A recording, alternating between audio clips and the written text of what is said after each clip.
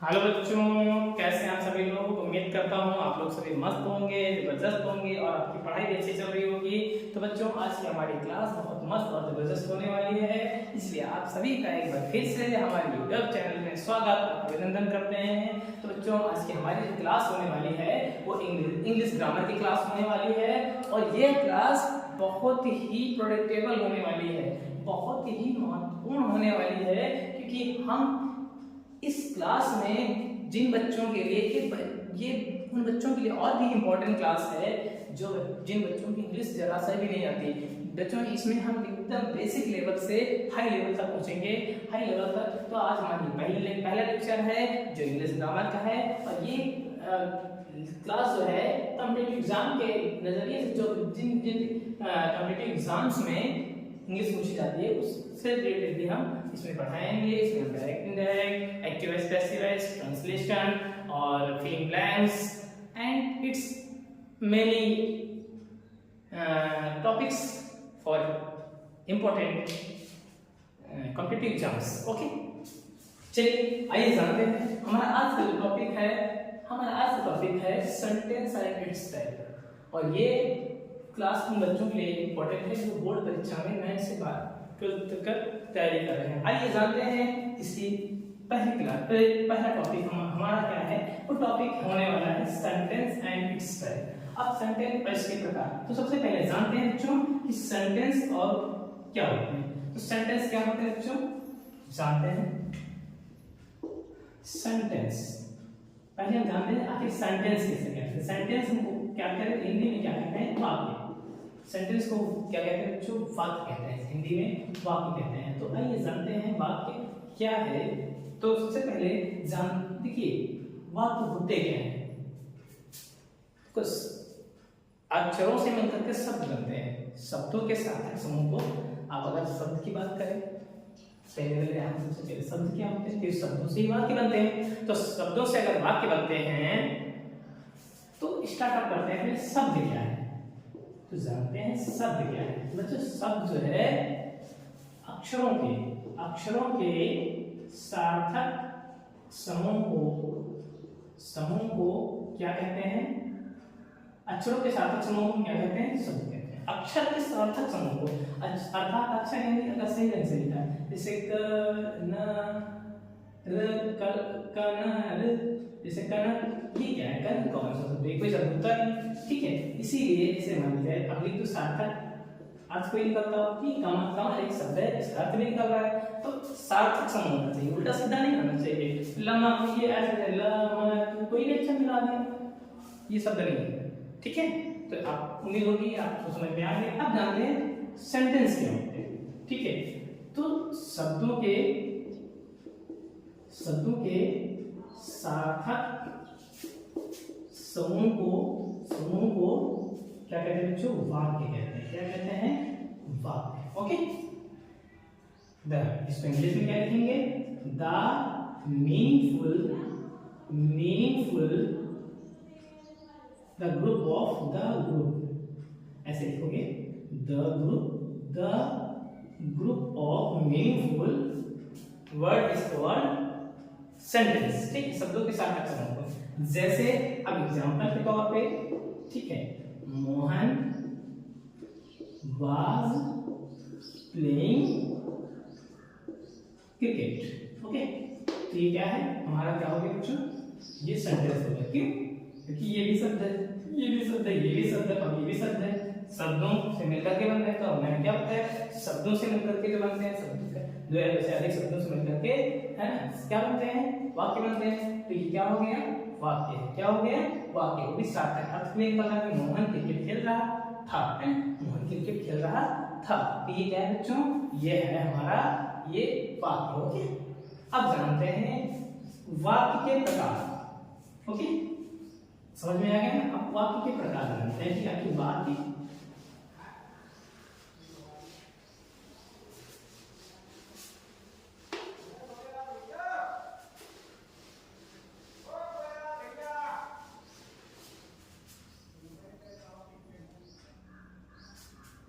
बच्चों वाक्य कितने प्रकार होते हैं, आइए जानते हैं।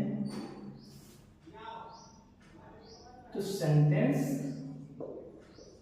Sentence types.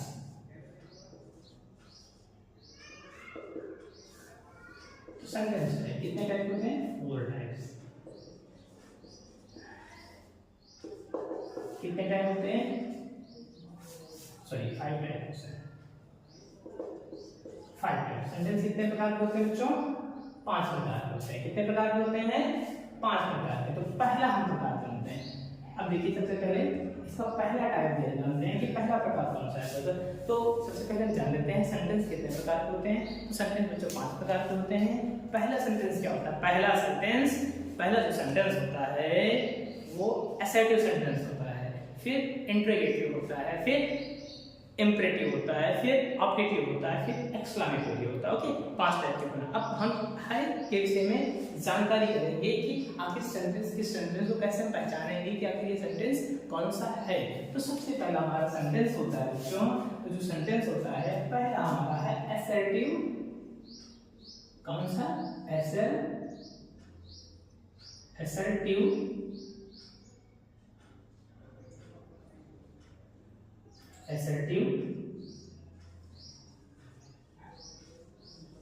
सेंटेंस।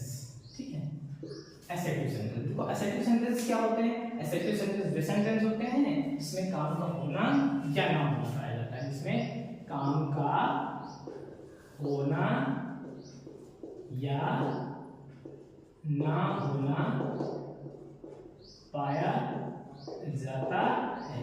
यानी वे वाक्य जिसमें काम का होना या ना होना पाया जाए, ऐसे वाक्य को क्या कहते हैं? असर्टिव सेंटेंस कहते हैं। कैसे? देखिए कैसे एग्जांपल के तौर पे, यानी कि जो ये बात बताते हैं कि इसमें काम हो रहा हो या ना हो रहा हो। जैसे मोहन घर जाता है, काम हो रहा है। मोहन घर नहीं जाता है, काम नहीं हो रहा है। तो दोनों चले, काम हो या ना हो, इससे नहीं मतलब है।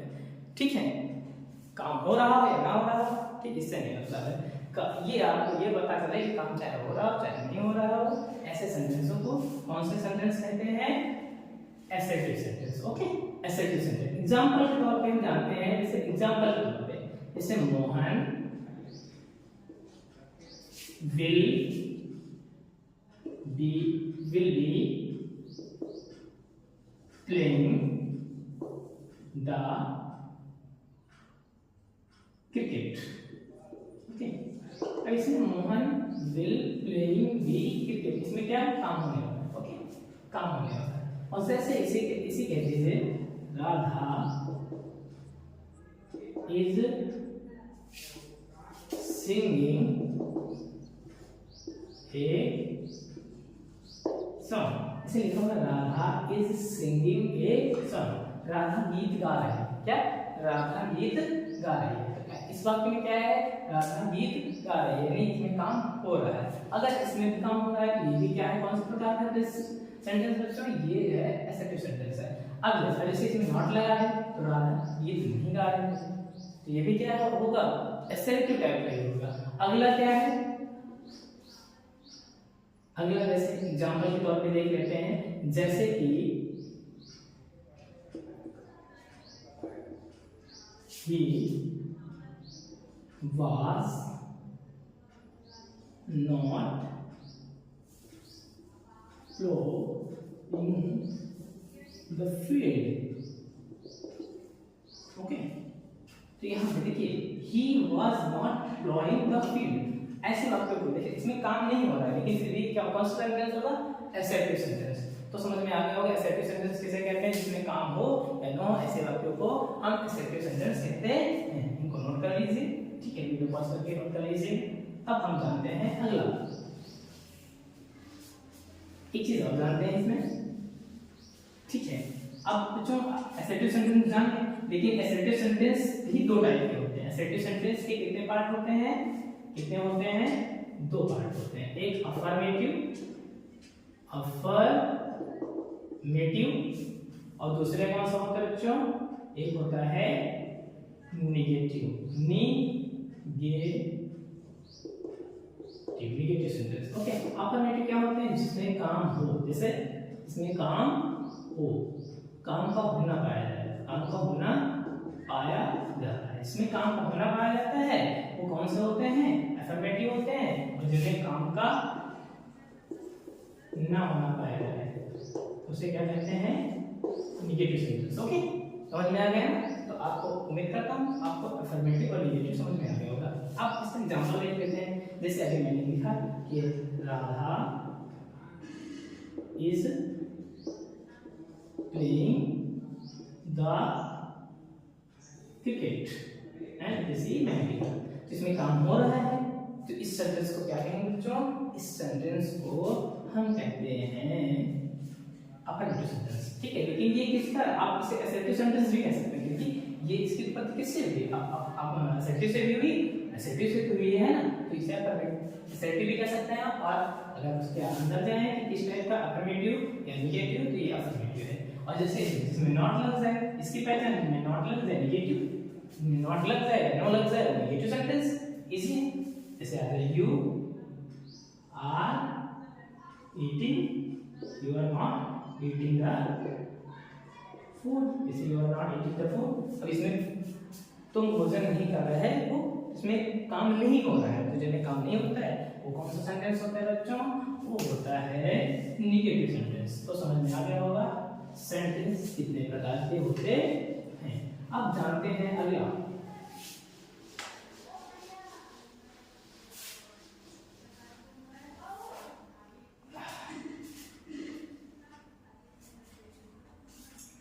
दूसरा टाइप का क्या होता है? Interrogative sentence. क्या होता है बच्चों? Interrogative sentence. अब इंट्रोगेटिव सेंटेंस क्या होते हैं? इंट्रोगेटिव वे सेंटेंस, वे वाक्य, वे इनको हिंदी में कहते हैं प्रश्नवाचक, प्रश्नवाचक वाक्य। ठीक है, प्रश्नवाचक वाक्य, प्रश्नवाचक वाक्य यानी कि जिनमें प्रश्न पूछा जाए, वे वाक्य जिनमें प्रश्न पूछा जाता है। ओके, वे वाक्य जिनमें प्रश्न पूछा जाता है, ऐसे वाक्य को क्या कहते हैं? इंट्रोगेटिव। Okay, interrogative sentence. जैसे एग्जांपल के तौर पे हम जाने ये कि जैसे लिखा हुआ why will you play in the ground, in the ground. अब देखो इसमें प्रश्न पूछा जा रहा है, इसमें क्या लगा है? प्रश्न पूछा जा रहा है। और एक चीज है, इंट्रोगेटिव की एक पहचान और होती है, इनमें प्रश्नवाचक चिन्ह होता है, और जिसमें प्रश्नवाचक चिन्ह लग जाए तो आप समझ लीजिएगा वो कौन सा वाक्य है, वो कौन सा इंट्रोगेटिव सेंटेंस है। ओके, वो इंट्रोगेटिव सेंटेंस। जैसे इसमें देखिए व्हाई प्रश्न पूछा जा रहा है कि व्हाई यानी क्यों, will you play, will you play in the, तुम क्यों नहीं ग्राउंड में खेलोगे, तुम मैदान में क्यों नहीं खुद खेलोगे, ये पूछा जा रहा है, प्रश्न पूछा जा रहा है। तो जिसमें प्रश्न पूछा जाता है ऐसे वाक्य क्या कहेंगे बच्चों? क्या कहेंगे? हम उनको इंट्रोगेटिव सेंटेंस कहते हैं। ठीक है, समझ में है? अब देखो एक और एक टाइप के भी हो सकते हैं, एक ये भी हो सकता है कभी कभी साहित्य के पहले आ जाते हैं कि इज ही ए बॉय। अब इसमें भी जब कभी सहायक क्रिया पहले आ जाए तो उसका अर्थ क्या होता है? आप लोग जानते होंगे, उसका अर्थ होता है क्या। याद रखिएगा, जब कभी सहायक क्रिया पहले आ जाती है तो उसका अर्थ क्या होता है, और वो भी इंट्रोगेटिव प्रश्न पूछा जाता है, उसका अर्थ क्या निकाला जाता है? सहायक क्रिया पहले है, उसका अर्थ क्या? तो क्या है? क्या वह एक लड़का है, क्या वह एक लड़का है। इसमें भी प्रश्न पूछा जा रहा है, पूछ रहा है, इसमें भी प्रश्न पूछा जा रहा है, तो ये भी वाक्य क्या होगा? ये भी हमारा सेंटेंस इंट्रोगेटिव होगा। तो ये कितने, ये क्या हो गए? Interrogative sentence. क्या हो गए? Interrogative sentence. ओके, समझ में आ गया ना? ओके, अब जो ये भी जानो, अब ये भी जानो कि इंट्रोगेटिव सेंटेंस भी दो टाइप के होते हैं। ठीक है, इंट्रोगेटिव सेंटेंस कितने टाइप के होते हैं? दो टाइप के होते हैं। अब कौन कौन से, पूछो कौन कौन से? तो आइए जानते हैं कि आखिर कौन कौन से होते हैं। पहला इंट्रोगेटिव सेंटेंस दो टाइप के होते हैं। एक पहला होता है इंट्रोगेटिव, एक interrogative first type, interrogative first type, interrogative second type. Okay, interrogative first type, interrogative second type. अब इंट्रोगेटिव फर्स्ट टाइप क्या होते हैं और इंट्रोगेटिव सेकेंड टाइप क्या होते हैं? इंट्रोगेटिव फर्स्ट टाइप के वे वाक्य होते हैं जिनका प्रारंभ क्या से होता है, क्या जिनका शुरू में क्या लिखा होता है। जैसे आ जाए क्या मैं भूखा हूँ, ये फर्स्ट टाइप के होते हैं। इसका इंग्लिश में क्या होगा, एम आई हंग्री। ओके, तो ये क्या है, फर्स्ट टाइप के होते हैं। ओके, जिनमें प्रश्नवाचक शब्द पहले आ जाए। ठीक है, ओके, यहाँ पे साहित्य पहले आ गए।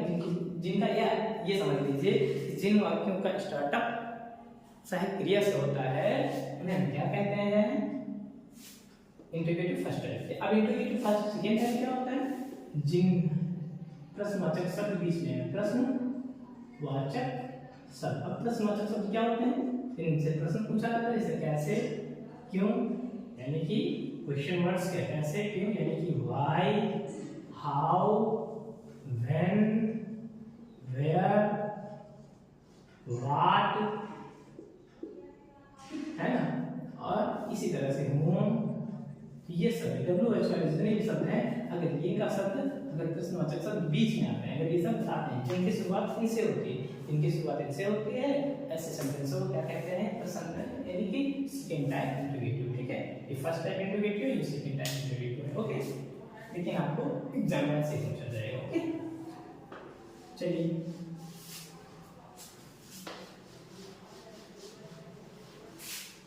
अब हम अगला जानते हैं। आइए, उसके आगे क्या है,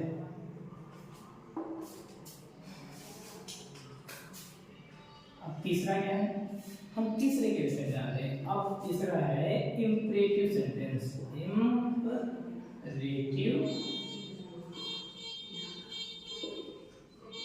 अब इंपरेटिव सेंटेंस क्या होते हैं, अब इंपरेटिव सेंटेंस वे सेंटेंस होते हैं, वे वाक्य जिनमें आज्ञा, आदेश, प्रार्थना, सलाह का बोध होता है। जिन्हें आज्ञा, आदेश, प्रार्थना या सलाह का बोध होता है, वो क्या होते हैं, इंपरेटिव सेंटेंस। ओके, समझ में, वाक्य जिसमें आज्ञा, आदेश, प्रार्थना, आज सलाह का बोध हो जाए, ऐसे वाक्यों को, जैसे आप किसी को आज्ञा दे रहे हो, आदेश दे रहे हो, ऑर्डर दे रहे हो, जैसे आपने किसी को कहा कि सिट डाउन, है ना, जो टीचर आए क्लास में, टीचर कहे सिट डाउन, तो टीचर क्या करेगा, आज्ञा देगा। तो ऐसे सेंटेंस को क्या कहेंगे, इंपरेटिव सेंटेंस। जैसे आपने किसी से पेन मांग लिया, तो प्रार्थना हो रही है, प्लीज गिव मी पेन, तो आप प्रार्थना कृपया आप पेन दे दीजिए, तो ऐसे आपको क्या कहेंगे, इंपरेटिव सेंटेंस। और किसी की सलाह, डॉक्टर ने कहा कि डोंट ईट द खराब भोजन मत करो, या फिर ज्यादा तेल वाले भोजन मत करो, ऐसे कोई सलाह दे, यानी डॉक्टर कोई भी सलाह दे रहा है। ठीक है, ऐसे बातों को क्या कहेंगे, इंपरेटिव सेंटेंस। ओके, अब इंपरेटिव एग्जांपल के तौर पे जानते हैं। एग्जांपल के तौर पे एक्चुअली एग्जांपल के तौर पे क्या है, तो एग्जांपल के तौर पे इंपरेटिव सेंटेंस कौन से होते हैं, इंपरेटिव सेंटेंस एग्जांपल के तौर पे जान लेते हैं। जैसे आ जाए please give me a pen, किसी से आपने कहा please give me a pen, तो यहाँ पे क्या है, यहाँ पे आप प्रार्थना कर रहे हैं, यहाँ पे क्या कर रहे हैं, आप प्रार्थना कर रहे हैं, ये कौन सा होगा, इंपरेटिव सेंटेंस। फिर उसके बाद आप किसी से आपने कहा कि डोंट प्ले इन द सन, कि आप धूप में मत घूमो, तो ये क्या है, यहाँ पे सलाह दे रहे हैं। आप देखो यहाँ पे क्या है, रिक्वेस्ट कर रहे हैं, है ना, रिक्वेस्ट, ये आपको एडवाइस दे रहा है यहाँ पे, है ना। और अगला है ना, कह रहा है कि टीचर ने कहा सिट डाउन, है ना, टीचर सिट डाउन, अगर टीचर ने कहा सिट डाउन, तो ऐसे वक्त क्या कहेंगे, ऑर्डर दे रहे हैं, क्या कर रहे हैं, ऑर्डर दे रहे हैं। तो ये बच्चों ये तीनों टाइप क्या हो जाएंगे, अगर इस टाइप के कोई सेंटेंस आते हैं, ऐसे सेंटेंसों को हम क्या कहेंगे, इंपरेटिव सेंटेंस। ओके, समझ में आया ना, इंपरेटिव सेंटेंस समझ में आ गया ना। अब जानते हैं कि इंपरेटिव सेंटेंस के बाद अगला है हमारा ऑप्टेटिव सेंटेंस। आप इसे नोट कर लीजिएगा।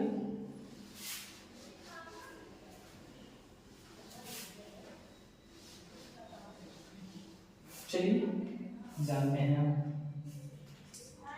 हमारा चौथा टाइप का क्या होने वाला है बच्चों? चौथा टाइप में क्या बताया था? Optative sentence. ऑप्टेटिव सेंटेंस बच्चों जानते हैं कि ऑप्टेटिव सेंटेंस क्या होते हैं? बहुत ही सरल भाषा में जानने वाले हैं। ऑप्टेटिव सेंटेंस क्या होते हैं? इनको हम कहते हैं इच्छा बोधक, यानी जिसमें इच्छा प्रकट हो। अब इच्छा प्रकट हो यानी अब देखो इसका मतलब क्या है? वे वाक्य जिनमें क्या है? किसी को साथ दी जाए, ठीक है, या फिर आशीर्वाद दिया जाए, या आशीर्वाद दिया जाए, या किसी को विश किया जाए। क्या किया जाए? विश किया जाए, या किसी को बधाई, है ना, विश या बधाई बात करिए, बधाई दी जाए, तो ऐसे सेंटेंस को क्या कहेंगे? Optative sentence. अब कैसे?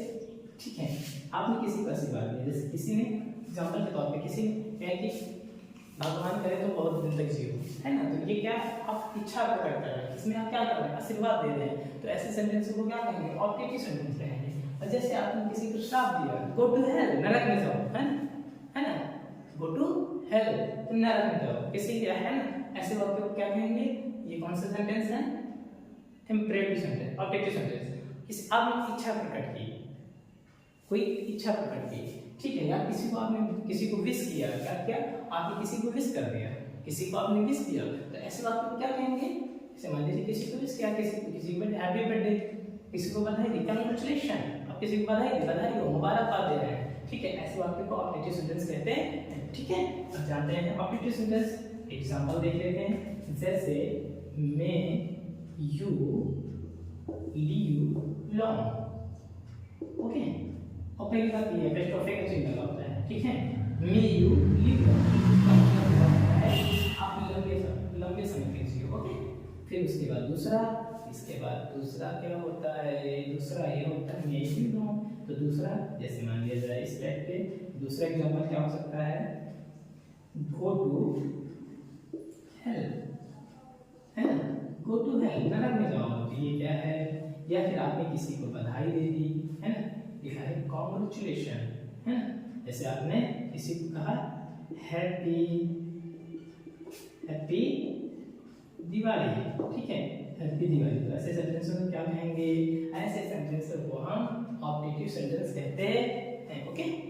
अब समझते हैं हम लास्ट टाइप बचा है हमारा। लास्ट टाइप कौन सा बताया था? Exclamatory sentence. कौन सा?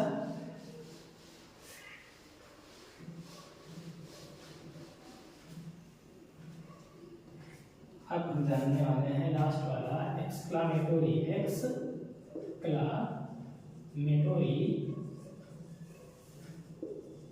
सेंटेंस, ठीक है, एक्सक्लेमेटरी सेंटेंस। अब एक्सक्लेमेटरी सेंटेंस क्या होते हैं? वे वाक्य जिनमें सुख दुख का बोध होता है, इसमें सुख दुख का बोध, कोई मर जाए, कोई आप मैच जीत लो, या शाबाशी कोई दे, उत्साह, है ना, चिंता चाहिए, यानी वे वाक्य जिनमें सुख दुख या उत्साह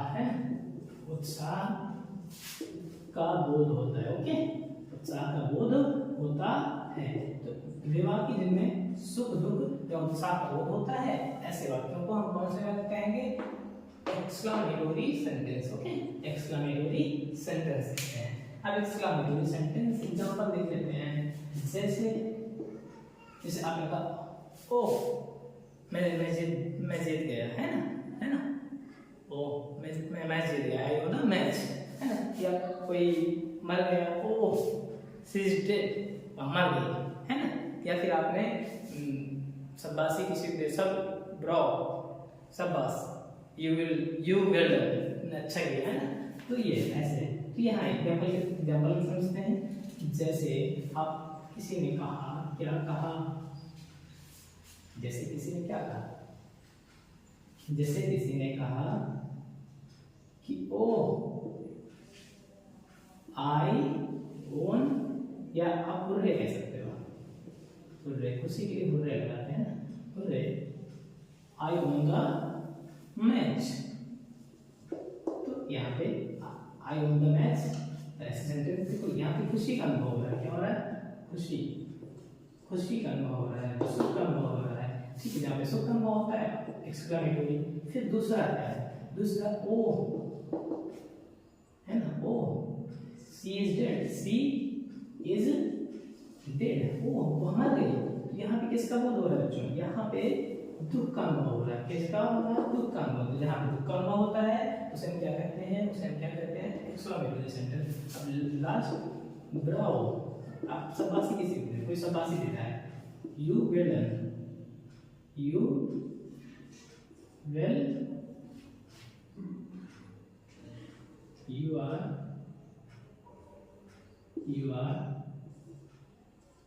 well done, well done। आपने बहुत अच्छा किया, शाबाशी किसी को दे रहे हैं, तो ऐसे सेंटेंसों को क्या कहते हैं, एक्सक्लेमेटरी सेंटेंस। तो उम्मीद करता हूँ बच्चों आपको ये सब समझ में आ गए होंगे।